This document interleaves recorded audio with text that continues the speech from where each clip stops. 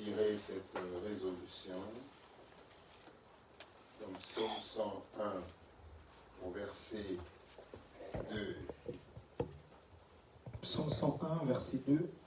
Je prendrai garde à la voie droite. Quand viendras-tu à moi? Je marcherai dans l'intégrité de mon cœur au milieu de ma maison. Amen. Amen. Je prendrai garde à la voie droite. Quand viendras-tu à moi? Je marcherai dans l'intégrité de mon cœur au milieu de ma maison. Nous avons dit que nous avions pris la résolution non seulement de marcher avec l'Éternel, mais de marcher dans l'intégrité de notre cœur.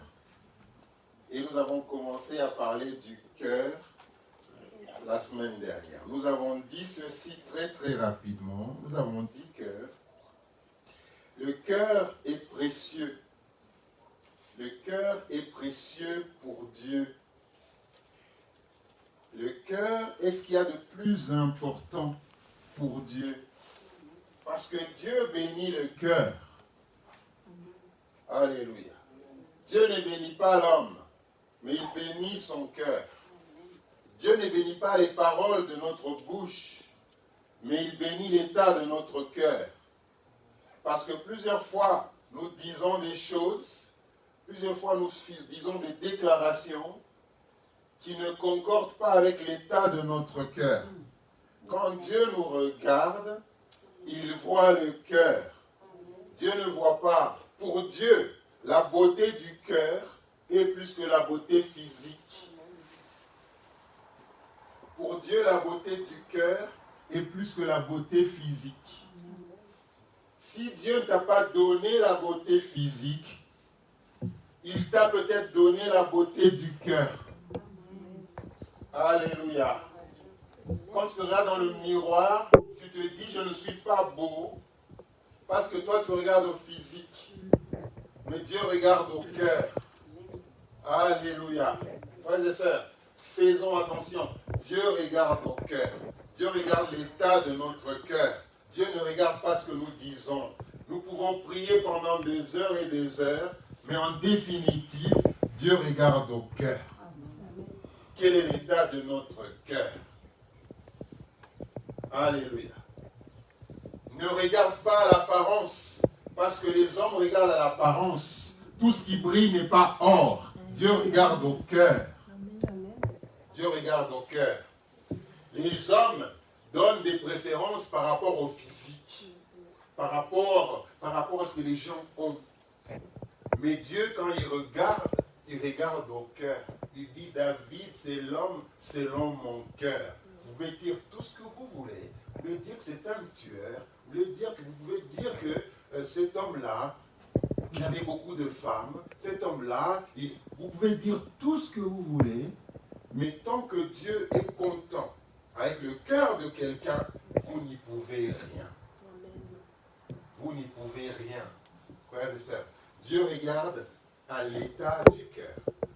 Dieu travaille en fonction du cœur. Et Dieu juge en fonction du cœur. Le jour du jugement, Dieu va regarder notre cœur. Il va regarder combien nous avons construit, combien d'églises nous avons ouvertes, nous avons bâti, combien de gens nous avons amenés au Seigneur.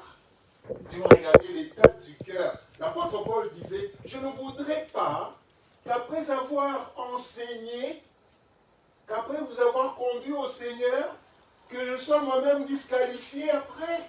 Il parlait de son cœur. Il parlait de son cœur. Frères et sœurs, l'apôtre Paul parlait de son cœur. Donc, Dieu n'exauce pas la prière de notre bouche. Il existe la prière de notre cœur. Parce que dans la bouche, dans cette même bouche, frères et sœurs, nous bénissons, nous maudissons, nous insultons, nous faisons des choses. Et c'est cette même bouche qui, le dimanche, va être en présence du Seigneur et en train de déclarer des choses. Oh, je t'aime. Oh, Seigneur, Seigneur regarde le cœur. C'est vrai qu'il regarde le cœur. Des fois, il ferme même les oreilles. Regarde le cœur. Est-ce que ce qu'on est en train de dire de la bouche, est-ce que vient du cœur? Est-ce que c'est vraiment le cœur qui parle? Que ton cœur parle devant le Seigneur et pas ta bouche. Que ton cœur parle.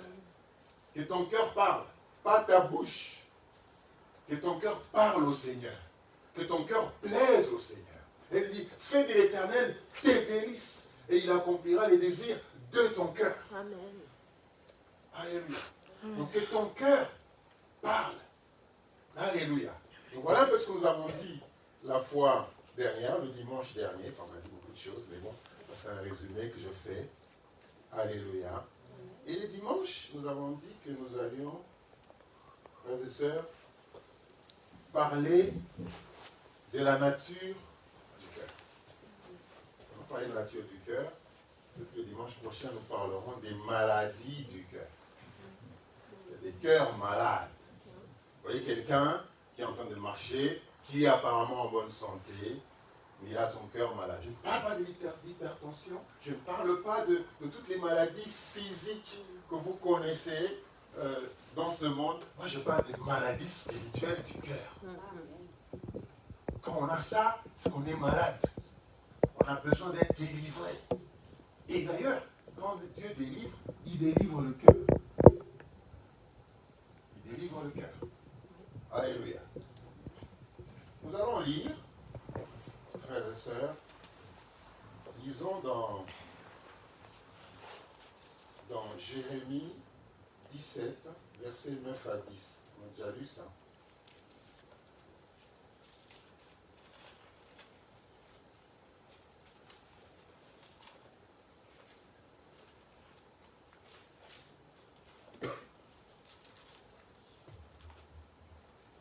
Jérémie 17, versets 9 à 10. Le cœur est tortueux par-dessus tout, et il est méchant. Qui peut les connaître? Donc, ça c'est Dieu qui décrit la nature du cœur de l'homme après la chute. Après la chute. Parce qu'avant la chute, le cœur de l'homme était pur. Avant la chute, le cœur de l'homme ne connaissait que Dieu. Un cœur pur est un cœur qui craint Dieu. Est un cœur qui ne connaît que Dieu. Est un cœur qui prend des décisions selon Dieu. Est un cœur qui s'intéresse à ce que Dieu s'intéresse. Est un cœur qui est après les désirs de Dieu. Pas après les désirs de la chair, pas après les désirs du monde, mais le cœur qui est après les désirs de Dieu, c'est que Dieu désire, je désire. C'est que Dieu veut, je veux. Où Dieu veut que j'aille, j'y vais. Amen. Où Dieu veut que je sois, j'y suis. Ça, c'est un cœur qui est pleinement à Dieu. Donc, la nature du cœur, il est quoi? Tortueux Il est tortueux. Et puis par-dessus. il est quoi? Il est méchant. Et puis il est méchant. Tu peux lire encore Jérémie 5. Je pense que c'est Jérémie 5. Jérémie 5, et c'est le verset 23. Jérémie 5, verset 23. Ce peuple a un cœur indocile et rebelle. Ils se révoltent et s'en vont. Voilà. Vous parlez des enfants d'Israël, mais nous sommes tous des enfants d'Israël. Et il dit, ce peuple a un cœur qui est comment? Indocile. Et il est comment encore? Rebelle. Que tu le veuilles ou pas, le cœur il est méchant. Le cœur il est tortueux. Le cœur il est indocile. Le cœur il est rebelle. Ça c'est la nature du cœur. Après la chute. Même si tu es dans le Seigneur. Même si tu es dans le Seigneur. Ça c'est la description du cœur. Méchant, indocile, et puis rebelle. Alléluia. Et puis, on dit aussi que le cœur est mauvais. Il y a il y a un verset qui dit que le cœur est quoi? Il est mauvais. Ça, c'est la description du Créateur. Ce qu'est le cœur. Ça, c'est la nature du cœur. Ça veut dire que, naturellement, quand je parle de la nature du cœur, je dis, naturellement, un cœur aura tendance à être rebelle. Naturellement, un cœur aura tendance à être tortueux. Naturellement. C'est-à-dire qu'un enfant est né, vous avez déjà rendu compte que vous avez un enfant, chez vous tout est ok, vous lui parlez bien. Moi je voyais ça, hein. Les enfants, dès qu'ils commencent à aller à l'école, et ce sont les gros mots qui commencent à venir dans la maison. Alors que dans la maison, dans votre maison, vous n'avez jamais prononcé des gros mots comme ça. Mais une fois qu'ils sortent, qu'ils vont dans le monde, vous voyez petit à petit un gros mot venir. Vous vous demandez, mais d'où ça vient ça? Et puis, à un certain moment, vous verrez que je parle des enfants, mais je parle de nous aussi. Parce qu'on a été enfants. On a été enfants. Ce n'est pas que d'eux que je parle, mais je parle de l'enfant que j'étais. Alors, je ne vais pas parler de vous. Je parle de l'enfant que j'étais, que je suis. C'est-à-dire qu'on ne sait pas d'où ça vient. C'est-à-dire que vous allez voir que, deux fois, on prend quelque chose sans permission. Personne ne nous a dit de le faire, mais on le fait quand même. Vous allez voir que on va prendre quelque chose, des fois qui ne nous appartient pas. On rentre à la maison, on vient de l'école, et on a quelque chose qui ne nous appartient pas. Deux fois, on le fait sciemment. Deux fois, c'était par mégarde. Mais on ne sait jamais comment est-ce qu'un cœur qui était pourtant bon, et puis à un moment, on voit qu'il commence à faire des choses que l'on ne comprend pas. Parce que c'est la nature. Parce que c'est la nature du cœur. Naturellement, un cœur va faire quelque chose. Naturellement, un cœur est rebelle. C'est-à-dire que le Seigneur dit, ne faites pas ça. Mais un cœur, parce qu'il est rebelle, il va quand même chercher à le faire. D'ailleurs, des fois, c'est souvent quand vous dites, ne faites pas ça, que finalement, les gens le font. Vous vous demandez, mais alors qu'on n'a pas dit, alors qu'on a dit de ne pas faire ça, comment se fait-il qu'ils ont fait? Parce que le cœur est naturellement rebelle. Les autorités du pays peuvent dire, voilà, vous n'allez pas, vous allez vous faire vacciner, et puis on va vous donner un pass vaccinal. Mais vous allez vous rendre compte que même dans les enfants de Dieu, il y en a qui vont vraiment aller fabriquer un pass vaccinal. Qui n'est pas le vrai. Juste parce qu'on ne veut pas être vacciné, juste parce qu'on se dit le vaccin, blablabla, il y a tout ce qui ajoute. Alors qu'est-ce que l'on va faire? On va refuser. On va dire, dans le vaccin, il y a tout ce que vous voulez là, la puce, tout ce que les gens racontent. Mais les mêmes personnes qui vont dire ça sont les mêmes personnes qui vont aller faire des passes qu'il ne faut pas. Des faux passes. Donc, vous voyez comment est-ce qu'un cœur est capable de tout. Du bon comme du pire. Donc, ça c'est naturellement. Naturellement, un cœur est rebelle.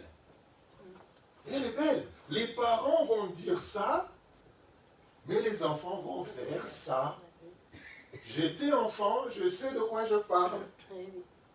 Je sais de quoi je parle. N'allez pas là-bas, mais les enfants vont quand même y aller.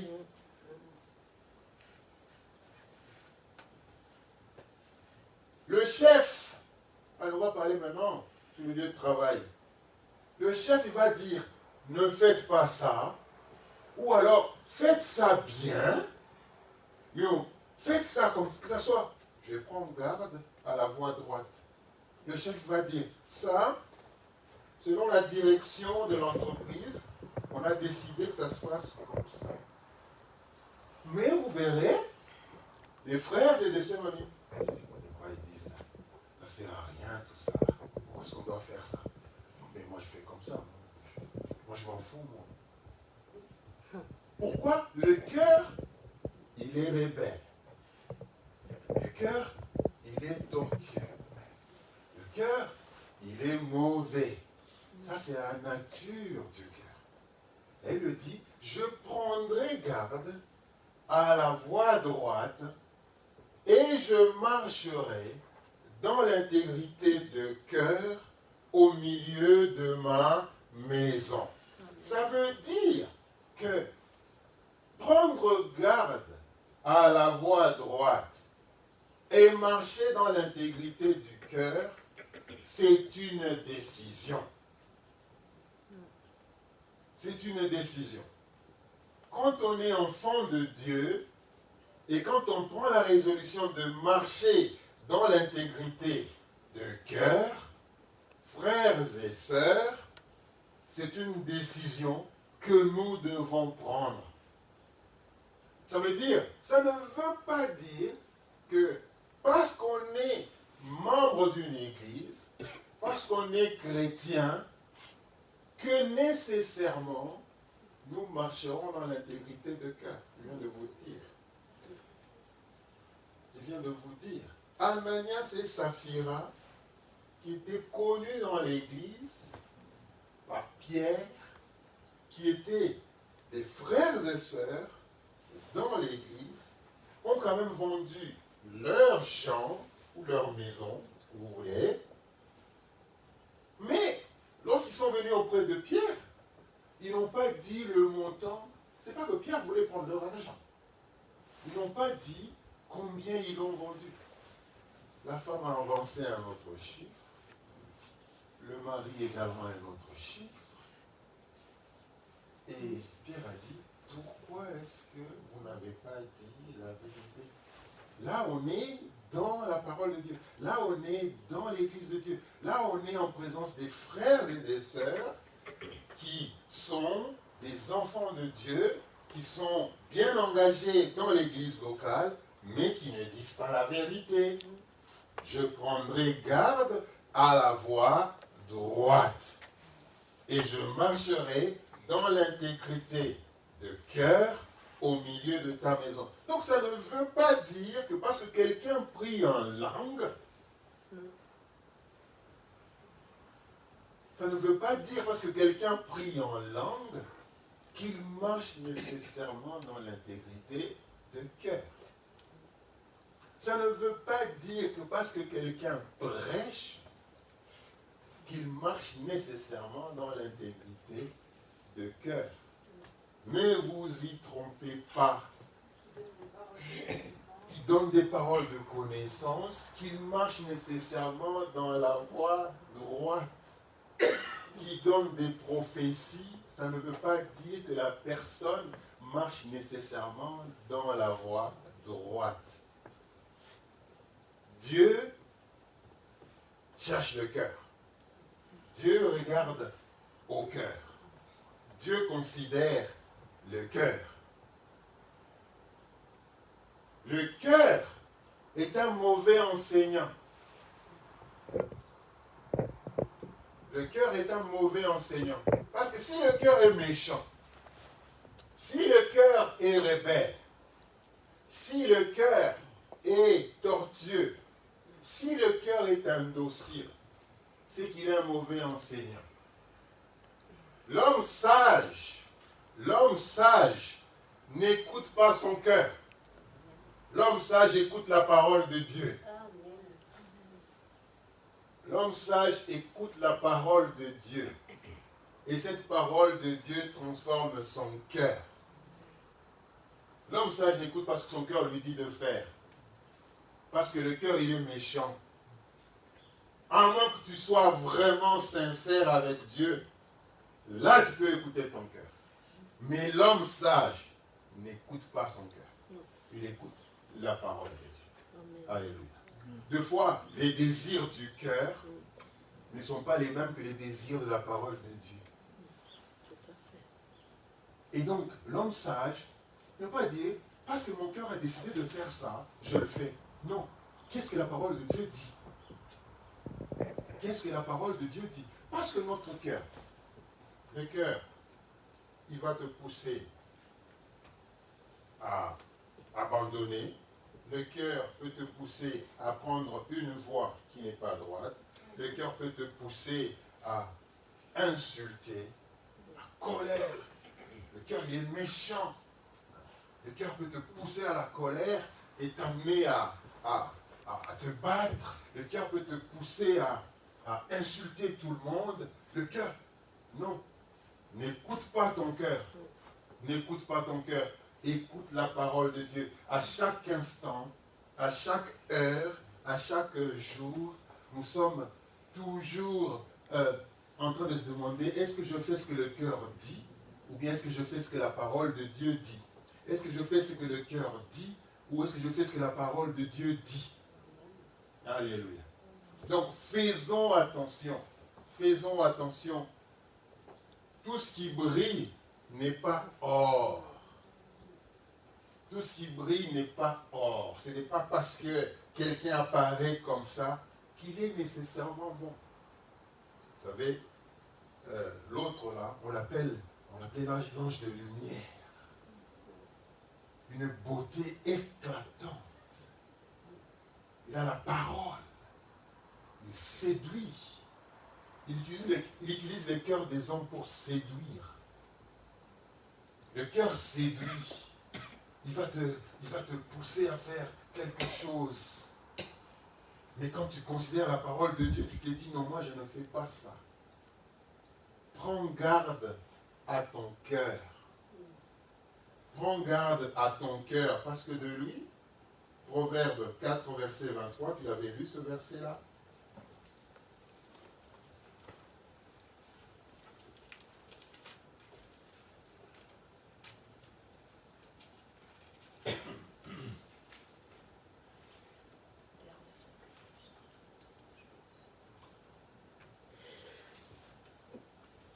Proverbe 23, plutôt Proverbe 4, pardon.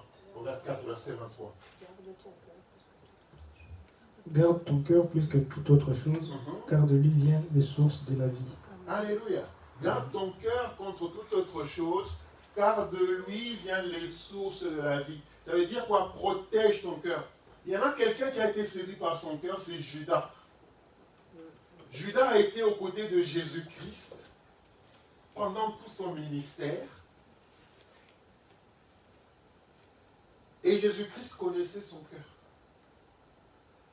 Il a été séduit par l'argent. Alors qu'il était à côté de celui qui était le maître de l'argent. Celui qui avait tout entre ses mains. Il a été séduit parce qu'il a laissé son cœur voyager. Le cœur, quand il commence à voyager, il va envier, il va regarder les choses. Comment se fait-il que celui-là, il a ça? Comment se fait-il qu'eux, ils ont ça? Le cœur est en train de voyager. Pourquoi est-ce que moi... Voilà, justement, pourquoi est-ce que moi, je n'ai pas ça? Si je pouvais avoir ça, mon cœur serait joyeux. Si je pouvais avoir ça. Judas il était dans la même situation. Il s'est dit, qu'est-ce que Jésus, je veux le vendre, moi. Vous imaginez, vous avez des disciples autour de vous, mais il y en a un qui est en train de planifier comment il va vous vendre.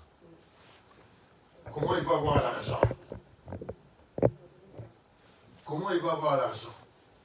Donc, l'argent était plus que tout pour lui.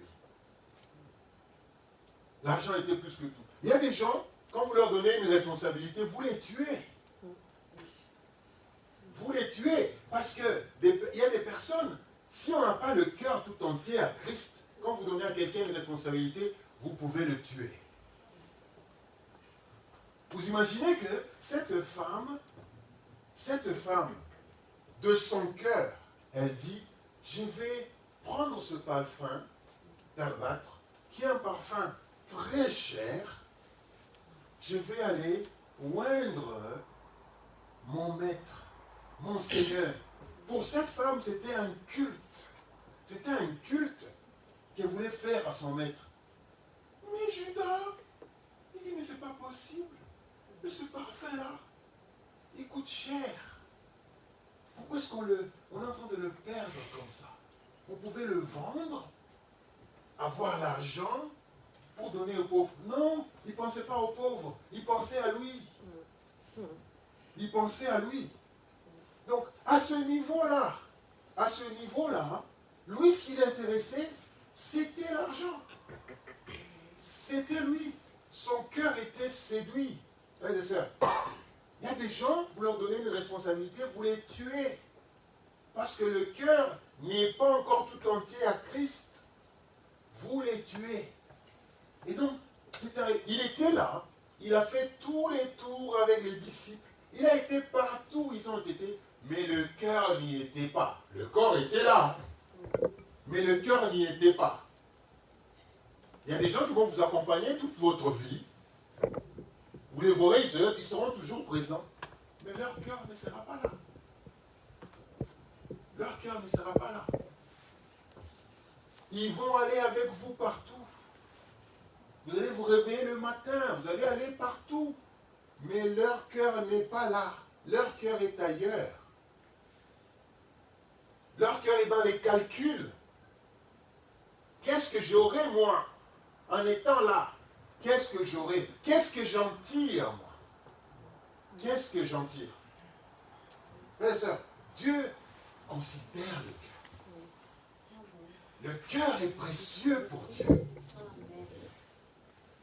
Le cœur, c'est le centre de la personne. Le cœur, c'est l'identité de quelqu'un. Ce n'est pas son nom. Ce n'est pas ses origines. C'est le cœur. Quand le cœur est bon, l'offrande sera aussi bonne. Quand le cœur est mauvais, l'offrande sera aussi mauvaise. On passe tout le temps à regarder comment est-ce que les gens apparaissent. Comment ils sont. Ils sont de quelle race? Ils sont de comment? Ils sont de quelle religion? Non. Le problème, c'est le cœur. Le plus important, c'est le cœur. Comment est le cœur? Quelles que soient les religions, vous trouvez des gens qui ont un bon cœur et des gens qui ont un mauvais cœur. Partout. Il ne faut pas penser que juste parce que quelqu'un a le nom et appartient à une dénomination quelconque, ça veut dire qu'il est bon. Ça veut dire qu'il a un cœur intègre. Vous vous trompez, mes sœurs. Vous vous trompez. Et les gens pensent que Dieu ne va sauver que leur église ou leur dénomination. Non, Dieu va regarder au cœur. Dieu va sauver en fonction du cœur. Il va juger en fonction du cœur. Il va bénir en fonction du cœur. Frères et sœurs, détrompons-nous. Arrêtons de juger les gens selon leur apparence. Arrêtons. Dieu regarde au cœur. Il dit à Saül, ne regarde pas comme il est. Je l'ai déjà rejeté. Jusqu'à quand tu vas commencer à pleurer pour Saül? Moi, je l'ai déjà rejeté. Vous, c'est vous qui pensez que non. Il y a encore l'autorité, il y a encore le pouvoir. Vous voyez quelqu'un en train de parler, en train de crier, en train de prêcher, même en train d'accomplir les miracles. Même en train d'accomplir les miracles. Parce que quand Dieu donne le miracle, il ne reprend pas. Dieu ne se répand pas de ses dons. Dieu ne se répand pas de ses dons. Ah, celui-là, là, je te prends. Non, non, quand il a déjà donné, il t'a déjà donné. Vous allez voir des gens, même en accomplissant des miracles, mais le cœur de Dieu n'y est pas. N'y est pas. Donc, être mature, être chrétien mature, c'est d'aimer Dieu. C'est de craindre Dieu. C'est de ne pas se laisser emporter par des doctrines, non, le cœur. Dieu regarde au cœur. Dieu regarde au cœur. Si ton cœur est beau, si ton cœur lui plaît, si Dieu se retrouve dans ton cœur, Si Dieu voit ton cœur et qu'il y voit ses intérêts, si tu regardes à ton cœur, qu'il voit ses désirs, il voit un cœur désireux de recevoir Dieu, désireux de le connaître, de le chercher. Frères et sœurs, tu risques même de ne pas prier. Parce que Dieu est content de ton cœur. Dieu va faire, il va fermer les yeux sur beaucoup de choses que tu vas faire. David, Moïse, des gens selon le cœur de Dieu. Mais ils ont fait des choses. Vous vous dites, mais lui, n'est-ce pas qu'il a fait ça? Mais lui, n'est-ce pas qu'il a fait ça? Non, non. Ça, moi, je ne regarde pas. Moi, je regarde son cœur. Moi, c'est son cœur qui m'intéresse. Comment il m'adore. Comment il m'offre un culte. Comment il considère mon œuvre. Quelle est la place de ma parole dans son cœur? Je mettrai mes paroles dans leur cœur. Pas dans la bouche. Dans leur cœur. J'inscrirai mes paroles dans leur cœur. Ils n'auront pas besoin qu'on les prêche. Parce qu'ils auront déjà la loi dans leur cœur. Et ils agiront selon cette loi-là. Il y aura un moment, frères et sœurs, où il n'y aura pas de prédicateur. Il y aura un moment où il n'y aura pas de pasteur. Il y aura un moment où la parole sera rare, elle le dit. Mais ceux qui l'auront inscrit dans leur cœur agiront selon la parole de leur cœur. Alléluia. Parce que Dieu aura inscrit lui-même les paroles dans leur cœur. Pour qu'on ne puisse pas douter. Pour qu'on ne puisse pas hésiter. Parce que c'est déjà inscrit en nous. Frères et sœurs. C'est pourquoi, quand il le dit, un homme est allé semer. Et bien quand il semait, il y a une semence qui est tombée sur les rocs. Il y en a une qui était tombée dans la bonne terre. Et dans un cœur qui était préparé. Dans un cœur qui avait besoin, qui avait soif. Il y a des cœurs qui n'ont pas soif de la parole de Dieu. Il y a des cœurs, quand vous prêchez la parole de Dieu, glissent. Mais il y a des cœurs qui ont soif. Lorsque la parole vient, c'est comme une terre qui a été desséchée et qui reçoit directement l'eau. Une fois que l'eau est tombée dessus, vous ne voyez plus l'eau. Parce que le cœur avait tellement soif de l'eau, de la parole, qu'une fois que la parole, que l'eau est tombée, eh bien, vous ne voyez plus cette eau. Parce que le cœur, la terre a aspiré cette eau. Ayons ce cœur-là qui a soif de Dieu. Ayons ce cœur qui a soif de la parole. Frères et sœurs, une fois que la parole est prêchée, je la prends. Amen. Je la prends. La terre, quand elle est sèche, elle ne réfléchit pas lorsque l'eau tombe. Elle ne dit pas, ok, cette eau, qu'est-ce que j'en fais? Au fait, qu'est-ce que j'en fais de cette eau? Non, non, non, non. Une fois que l'eau tombe sur une terre desséchée, wouah, la terre a aspiré cette eau. Il faut qu'on ait un cœur comme ça. Une fois que la parole de Dieu est prêchée, allez, on aspire. Elle aspire la parole de Dieu et elle vit par cette parole. C'est ce cœur-là que Dieu veut. C'est ce cœur-là que Dieu veut que tu aies. La Bible dit qu'il leur donnerait un cœur de quoi? De chair. Pas un cœur de pierre. Parce qu'il y en a beaucoup qui ont des cœurs de pierre. Il y a des gens qui n'écoutent pas. Qui n'écoutent pas. On parle, ils n'écoutent pas. On parle, ça rentre ici, ça sort là-bas. La parole de Dieu est prêchée, ça ne passe pas. Prends garde à ton cœur. Car de lui viennent les sources de la vie. Que Dieu bénisse sa parole et que Dieu nous bénisse tous. Amen. Amen.